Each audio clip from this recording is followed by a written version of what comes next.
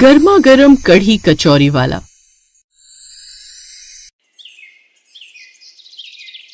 जयपुर शहर में रामू नाम का एक आदमी अपने परिवार के साथ रहता था। उसके परिवार में उसकी एक माँ, पत्नी और एक बेटी रहती थी। वो लोग बहुत गरीब थे। रामू साइकिल पर गलियों में घूम घूम कर गर्मा गर्म कढ़ी कचौरी बेचा करता था, जिससे वो अपने घर को चलाता था। एक दिन सुबह सुबह रामू कढ़ी कचौरी बेचने के लिए साइकिल पर जाता है। तभी उसको दूर से एक ग्राहक आवाज लगा कर रोकता है।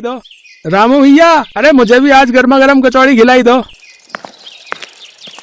रामू जैसे ही ग्राहक को कढ़ी कचौरी का दोना बना कर देता है, तभी उसके पास से एक लड़का गुजर रहा था। काका, इतनी सुबह सुबह कौन खाता होगा आपकी एक कढ़ी कचौरी है? बेटा, भूख का कोई वक्त नहीं होता है और हर मेहनत करने वाला आदमी सुबह ही काम पर निकलता है, क्योंकि उसके लिए यही नाश्ता होता है। सुबह को काम पर जाने वाला हर व्यक्ति रामू की कढ़ी कचौरी जरूर खाकर जाता था, क्योंकि उसकी कढ़ी कचौरी बहुत ही स्वादिष्ट होती थी। पूरे दिन में उसकी सारी कढ़ी कचौरी बिक जाती थी। फिर एक दिन शाम को ममता रामू से, ए जी, एक बात कहूँ, क्यों ना तुम मेरे गहने बेचकर अपना नया ठेला ले लो, जिससे तुम्हें भी धूप में साइकिल पर घूमना नहीं पड़ेगा और हमारा भी कचौरी का काम छोटे से बड़ा हो जाएगा। बात तो तुम ठीक कह रही हो ममता, पर तुम्हारे गहने बेचकर मैं अपना ठेला नहीं लगा सकता। अच्छा ठीक है, गहने बेच नहीं सकते, गिरवी तो रख सकते हो। जब काम ठीक चले तो बाद में पैसे देकर गहने वापस ले लेना। रामू को अपनी पत्नी की ये बात ठीक लगती है और वो ममता के गहने सुनार की दुकान पर गिरवी रखकर पैसे ले आता है। फिर उन पैसों से एक नया ठेला और कढ़ी कचौरी बनाने के लिए एक बड़ी कढ़ाई और भगोना खरीद लेता है। और अगले दिन से ही रामू जयपुर के बाजार में अपना कढ़ी कचौरी का ठेला लगाना शुरू कर देता है। ग्राहकों को आवाज लगाकर बुलाने लगता है।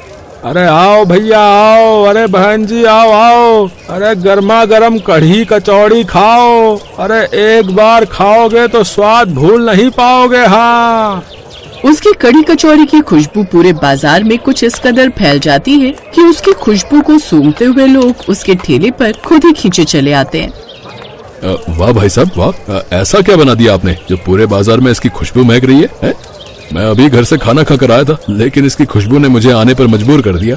अरे ये कढ़ी कचौड़ी है भैया, इसके सारे मसाले मेरी पत्नी घर पर ही बनाती है। अगर एक बार इस कचौरी को खाओगे तो मेरे पास दोबारा खाने जरूर आओगे। हाँ अच्छा, आप जल्दी से मुझे एक प्लेट कचौड़ी लगा दो फिर तो। और एक प्लेट मुझे भी लगा दो, 3 प्लेट पैक कर देना भैया। है इसी तरह उसकी सारी कढ़ी कचौरी पूरे दिन में बिक जाती है और पहले ही दिन उसकी अच्छी आमदनी होती है। करीब ऐसे 2-3 महीने गुजर जाते हैं और एक दिन रामू के पास कमल नाम का आदमी परेशान होकर दौड़ते हुए आता है। अरे रामू भैया, मैंने सुना है हमारे बाजार में जितने भी ठेले लगते हैं उन्हें पुलिस वहाँ से हटवा रही है, क्योंकि वहाँ कोई बड़ा मॉल बनने वाला है। क्या? अगर बाजार में सभी ठेले को हटवा दिया गया तो फिर हम लोगों का कैसे काम चलेगा? हमारी रोजी रोटी तो हमारे ठेले से ही चलती है भैया। अरे भैया, अरे तुम तो एक बार को फिर भी साइकिल पर बेच लोगे, मैं तो गन्ने का रस साइकिल पर नहीं बेच सकता हूँ। उसके लिए तो मुझे ठेले की ही आवश्यकता पड़ेगी ना। कोई नहीं, अब जब तक बाजार में ठेला लग रहा है तब तक ठेला लगाते हैं, और क्या, उसके बाद कहीं और अपना ठिकाना देखते हैं। अगले दिन रामू फिर से ठेला लेकर बाजार में गर्मा गर्म कढ़ी कचौरी बेचने के लिए जाता है तो वहाँ देखता है कि पुलिस सभी लोगों के ठेले बाजार में से हटवा रही है। तभी पुलिस वाला रामू के पास आकर कहता है, अरे देखो भाई, यहाँ पर अब नया मॉल बन रहा, समझे? इसलिए अब से तुम्हारा ठेला यहाँ नहीं लगेगा, समझे? लेकिन साहब, पूरे शहर में यही एक जगह है जहाँ पर हम अपना ठेला लगाकर जो है अपने घर को चलाते हैं। अरे देखो भाई, अब ये जमीन किसी बड़े डीलर ने खरीद ली है, समझे? इसलिए अगर तुमने अपना ठेला यहाँ से नहीं हटाना तो तुम पर भारी जुर्माना भी लगेगा और तुम्हारा ठेला भी जब्त कर लिया जाएगा, समझे? रामू पुलिस की बात सुनकर डर जाता है और अपना ठेला वहाँ से हटा लेता है। फिर रामू घर आकर सारी बात अपनी पत्नी को बताता है। कोई बात नहीं जी, आप कल से अपना ठेला शहर के कस्बे में लगा लेना और वो हमारे घर से ज्यादा दूर भी नहीं पड़ेगा।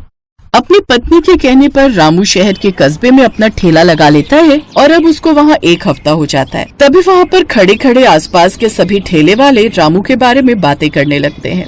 अरे भाई, इस कचौरी वाले ने तो हमारे कस्बे पर कब्जा कर लिया है, ऐसे तो हमारा काम ठंडा पड़ जाएगा, इसलिए हमें मिलकर इस ठेले वाले को हटा देना चाहिए। हाँ, तुम बिल्कुल ठीक कह रहे हो भैया, इसकी वजह से आज हमारी बिक्री भी बहुत कम होने लगी है। चलो चलकर इसके ठेले को हटा दे, चलो। वो दोनों रामू के पास जाते हैं और उससे कहते हैं, अरे भैया, हम पर भी कुछ रहम करो, वहाँ पर पुलिस ठेला नहीं लगाने देती और यहाँ पर आप लोग मना कर रहे हो, तो बताइए हम गरीब कहाँ जाएं भैया? अरे देखो हमें कुछ नहीं पता। हाँ, तुम चुपचाप अपना ठेला यहाँ से हटा लो, वरना तुम्हारा ये ठेला फिर कभी दिखाई नहीं देगा बाजार में। रामू उनकी धमकी से डर जाता है और अपना ठेला वहाँ से लेकर घर आ जाता है। अब वो जहाँ भी अपना कढ़ी कचौरी का ठेला लगाता है तभी उसको आसपास के ठेले वाले वहाँ से भगा देते हैं। कुछ दिन तक ऐसे ही सिलसिला चलता रहता है। तभी एक दिन रामू परेशान होकर अपनी पत्नी से कहता है, मेरी तो कुछ भी समझ में नहीं आ रहा है। यहाँ बाजार में पुलिस ठेला लगाने नहीं दे रही, और अगर मैं दूसरे बाजार में जाता हूँ तो वहाँ के ठेले वाले अपना रौब दिखाकर भगा देते हैं, जिस कारण रामू की अब कोई आमदनी नहीं हो पा रही थी। वहीं दूसरी तरफ उसकी बूढ़ी माँ बीमार चल रही थी। उसके पास अपनी माँ को हॉस्पिटल में दिखाने के लिए पैसे भी नहीं थे। एक दिन रामू की बेटी अपनी सहेली के घर से आती है और अपने माता पिता की बात सुन लेती है। पिताजी, मैं अपनी सहेली के फोन में एक कहानी देख रही थी जिसमें एक आदमी कहीं भी अपना छोले चावल का ठेला नहीं लगा पा रहा था। फिर उसने एक दिन अपने गांव के पास वाले बस स्टैंड पर ठेला लगा लिया, जिससे उनकी अच्छी बिक्री होने लगी थी। पिताजी, क्यों ना आप भी अपना कड़ी कचौरी का ठेला बस स्टैंड के पास लगा लो। सुनो जी, गुड़िया ठीक कह रही है। वैसे भी हमारे बस स्टैंड पर कोई भी ठेला नहीं है और दूर से हर आने जाने वाले इंसान को भूख लगती है तो वो कुछ न कुछ जरूर खाता है। अगले दिन से रामू बस स्टैंड पर अपना कढ़ी कचौरी का ठेला लगाना शुरू कर देता है और वहाँ पर पूरे दिन लोगों का आना जाना लगा रहता है, जहाँ हर कोई व्यक्ति रामू की गर्मा गर्म कढ़ी कचौरी जरूर खाकर जाता था, क्योंकि उसकी कचौरी का स्वाद ही और ठेले वालों से हटकर था।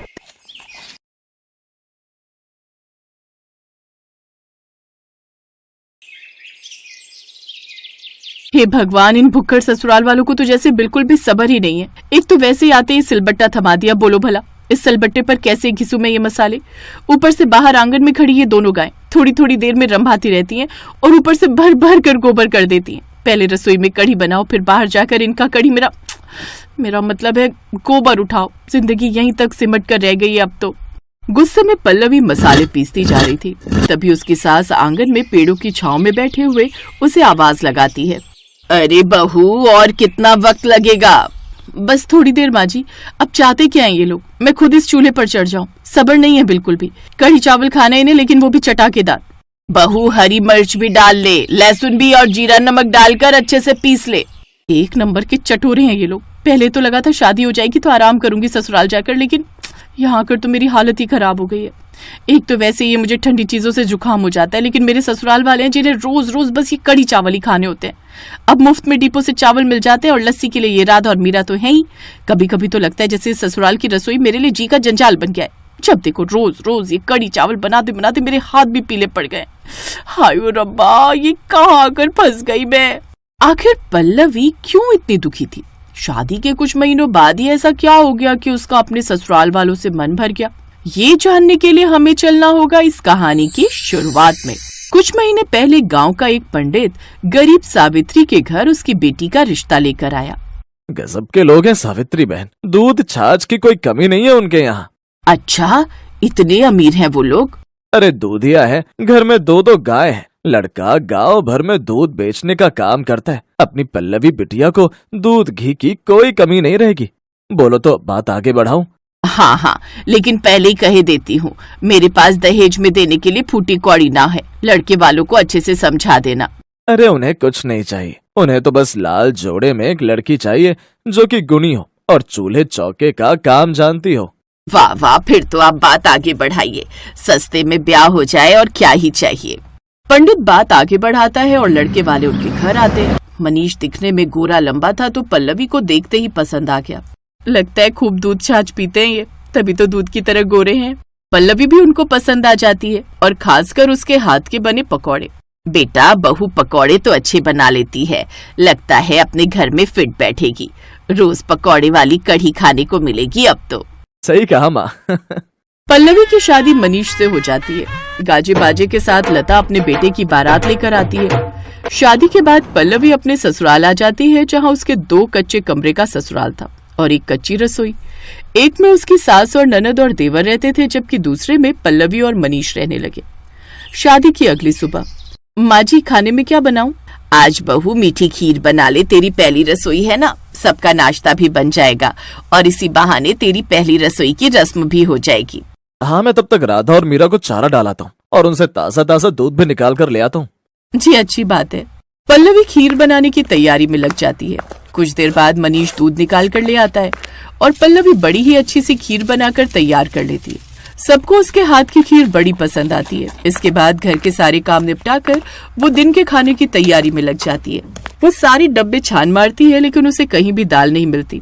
कमाल है, ये दाल कहाँ गई? माँ जी, माँ जी। आंगन में बैठी सास अपनी बेटी काजल को अंदर भेजती है। क्या हुआ भाभी, क्यों चिल्ला रही हो? ननद जी देखिए ना, घर में दाल ही नहीं है, अब दिन के खाने में क्या बनाऊं? तभी सास भी आ जाती है। ज्यादा मत सोच बहू, हमारे यहाँ दाल नहीं बनती, हमारे यहाँ तो कढ़ी चावल बनते हैं। जब घर में मुफ्त की लस्सी पड़ी है तो क्यों दाल पर पैसे खर्च करने।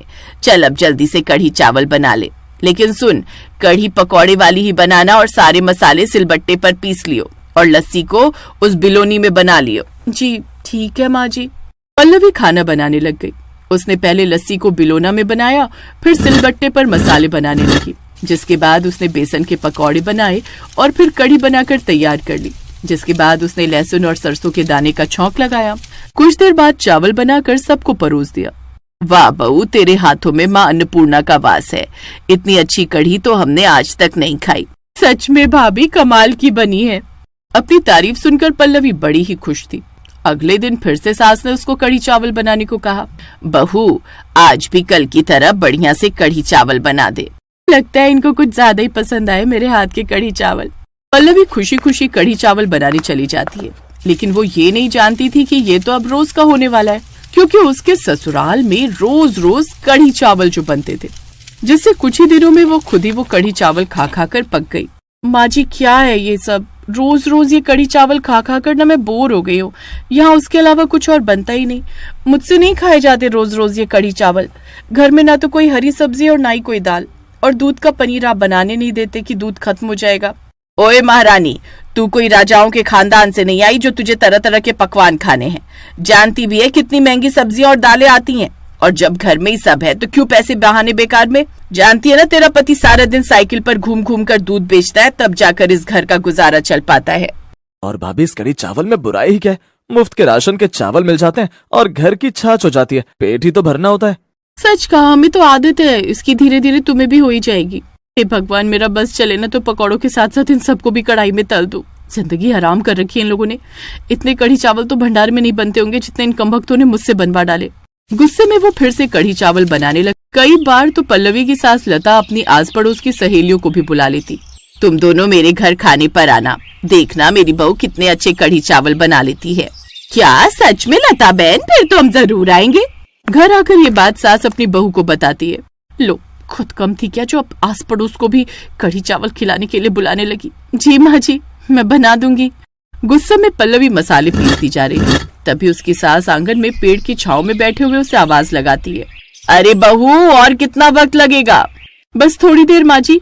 अब चाहते हैं क्या है ये लोग, मैं खुद इस चूल्हे पर चढ़ जाऊं? सब्र नहीं है बिल्कुल भी। कढ़ी चावल खाने हैं इन्हें, लेकिन वो भी चटाकेदार। बहू, हरी मिर्च भी डाल ले, लहसुन भी और जीरा नमक डालकर अच्छे से पीस ले। एक नंबर के चटोरे हैं ये लोग। पहले तो लगा था कि शादी हो जाएगी तो आराम करूंगी ससुराल जाकर, लेकिन यहाँ आकर तो मेरी हालत खराब ही हो गई। एक तो वैसे ही मुझे ठंडी चीजों से जुकाम हो जाता है, लेकिन मेरे ससुराल वाले जिन्हें रोज रोज बस ये कढ़ी चावल ही खाने होते हैं। अब मुफ्त में डिपो से चावल मिल जाते हैं और लस्सी के लिए राधा और मीरा तो है ही। कभी कभी तो लगता है जैसे ससुराल की रसोई मेरे लिए जी का जंजाल बन गया है। जब देखो रोज रोज ये कढ़ी चावल बनाते बनाते मेरे हाथ भी पीले पड़ गए। हाय रब्बा, ये कहाँ आकर फंस गई मैं। गुस्से में वो कढ़ी बनाने लगी, लेकिन लाल मिर्च का छौंका लगाते ही उसे जोर जोर से खांसी होने लगी और खांसते खांसते उसकी आंखों से पानी भी बहने लगा। सत्यानाश जाए इन ससुराल वालों का। इनके स्वाद के चक्कर में किसी दिन मैं ऊपर ही ना पहुंच जाऊं। ना जाने क्या सोचकर मेरी माँ ने मुझे इन ग्वालों के यहाँ ब्याह दिया। लस्सी तो यहाँ हर वक्त रहती है, जिसके अलावा इन्हें कुछ दिखता ही नहीं है। सुबह शाम दिन रात लस्सी बनाते बनाते अब पल्लवी थक चुकी थी। अब तो हालात ये हो गए थे कि उसे पीले रंग से घिन आने लगी थी। साथ ही साथ वो सपने में भी उसे कढ़ी ही नजर आती। ऐसे एक रात नींद में, अरे उतारो उतारो। पल्लवी क्या हुआ, क्या उतारो? चूल्हे पर रखी हुई कढ़ी उतारो, नहीं तो सारी बाहर आ जाएगी। कढ़ी? इतनी रात को तुमने कढ़ी बनाने रखी है? लगता है कल की तैयारी आज ही कर ली इसने। मनीष उठकर रसोई में जाता है जहाँ चूल्हा तो बंद था। लगता है कोई सपना देखा उसने। मनीष वापस से कमरे में आकर सो जाता है। ऐसे ही दिन बीतते हैं।